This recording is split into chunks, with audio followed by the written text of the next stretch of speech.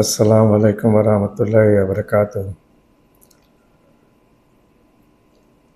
ভারত কি বাংলাদেশের উপর পারমাণবিক হামলা করবে?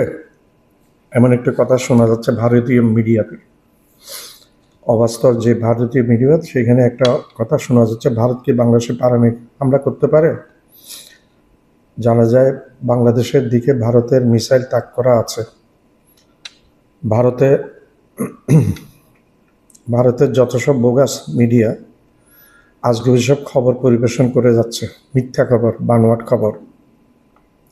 বলছে যে কোনো সময় ভারত ঢাকা তথা বাংলাদেশেও পারমাণবিক হামলা চালাবে।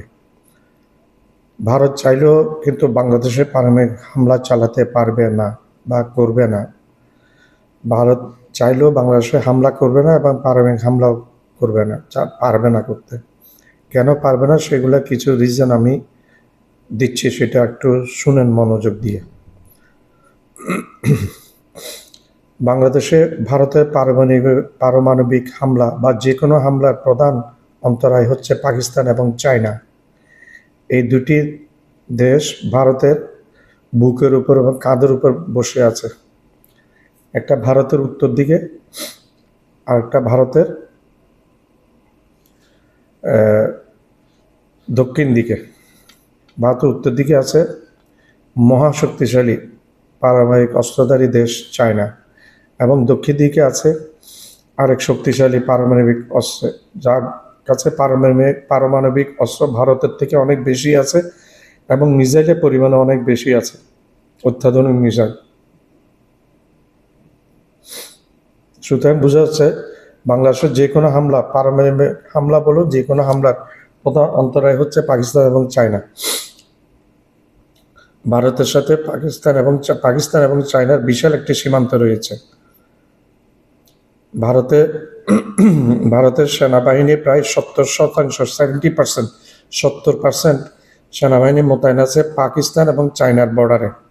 চায়না এবং পাকিস্তানের সীমান্তে ভারতের প্রায় 70% সেনাবাহিনী মোতায়েন আছে।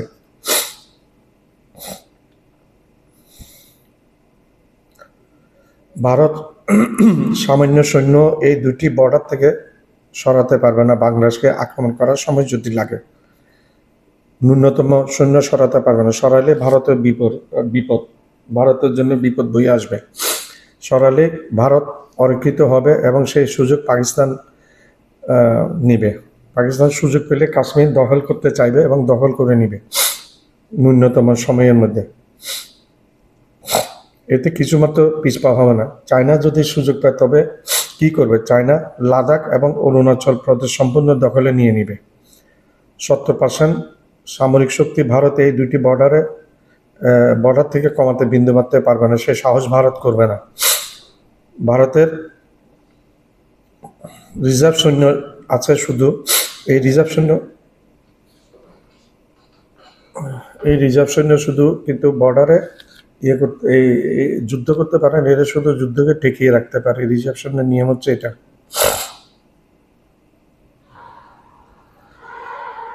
ভারতের রিজার্ভ সৈন্য দিয়ে বাংলাদেশের অভ্যন্তরে আক্রমণ করতে পারে না। রিজার্ভ সৈন্য দিয়ে অন্যদিকে বাংলাদেশ তার সৈন্য প্রায় 70% ভারতের বিরুদ্ধে ব্যবহার করবে। বিজিবি একাই মায়ানমারের, একটা প্রশ্ন আসতে পারে তখন মায়ানমার সীমান্ত তো অরক্ষিত থাকবে, বাংলাদেশের যদি সৈন্য ভারতের বর্ডারের দিকে যদি থাকে। আমার উত্তর হচ্ছে বিজিবি একাই যথেষ্ট মায়ানমারের সৈন্যদেরকে ধসিয়ে দিতে। শিলিগুড়ি নামক একটা করিডোর আছে ভারতের, যেটা বাংলাদেশের দিনাজপুর এবং ওইদিকে নেপালের সাথে মাত্র 12 কিলোমিটার জায়গা। এই 12 কিলোমিটার জায়গা দিয়ে করিডোর দিয়ে ভারত তার সেভেন সিস্টার উত্তরাঞ্চলের পূর্বাঞ্চলের সেভেন সিস্টারের সাথে সে সংযোগ রক্ষা করে চলে। এই শিলিগুড়ি দখল করতে বাংলাদেশের সৈন্যদের লাগবে মাত্র 1 ঘন্টা। এরপর নজর দিই চায়নার দিকে। ভারত যদি বাংলাদেশের দিকে 50% দিয়ে থাকে, তাই চায়না মুহূর্তের মধ্যে চিকেন নেক এর শিলিগুড়ি করিডোরকে ব্যবহার করে নিয়ে নেবে এবং অরুণাচল প্রদেশ ব্যবহার করার জন্য শিলিগুড়ি করিডোরকে ব্যবহার করবে। মুহূর্তের মধ্যে চায়না নিয়ে নেওয়ার চেষ্টা করবে, নিয়ে নিবে। 7টি রাজ্য থেকে ভারতকে বিচ্ছিন্ন করে ফেলবে চায়না তখন। চায়না এবং বাংলাদেশ মিলে 7টি রাজ্য থেকে ভারতকে বিচ্ছিন্ন করার সম্ভাবনা 100% থাকবে। বাংলাদেশ এবং চায়না দুজন মিলে ভারতকে বিচ্ছিন্ন করতে পারবে 7টি রাজ্য থেকে। যদি একবার বিচ্ছিন্ন হয়ে যায় 7টি রাজ্য, তাহলে আজীবনের জন্য ভারত আর এই 7টি রাজ্যকে পাবে না। তখন এই সুযোগে 7টি রাজ্য এমনি তাদের মধ্যে অনেক আন্দোলন আছে, তারা স্বাধীনতা চাচ্ছে দীর্ঘ 50 বছর ধরে। এই সুযোগটা যখন পাবে তখন তারা এই সুযোগটা গ্রহণ করার চেষ্টা করবে এবং 7টি রাজ্যই নিজেদেরকে স্বাধীন দেশ হিসেবে ডিক্লেয়ার করবে এবং স্বাধীনতা অর্জন করে ফেলবে।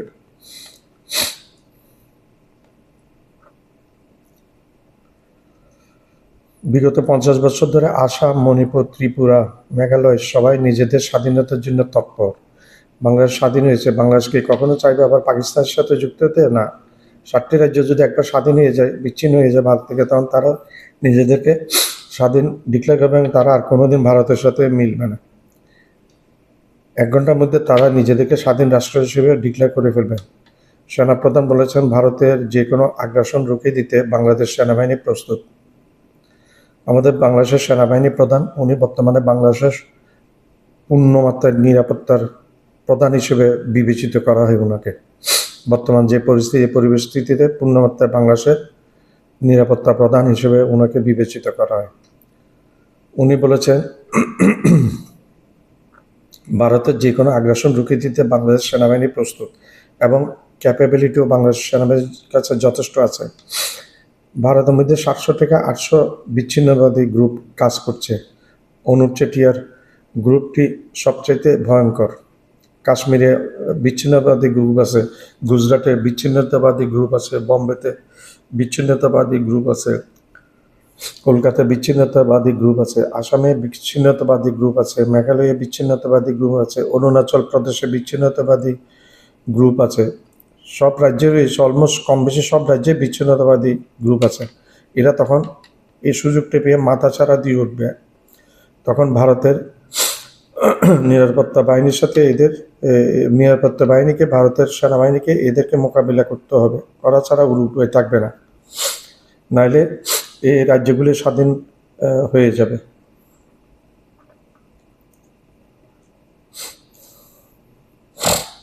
ধন্যবাদ। আসসালামু আলাইকুম।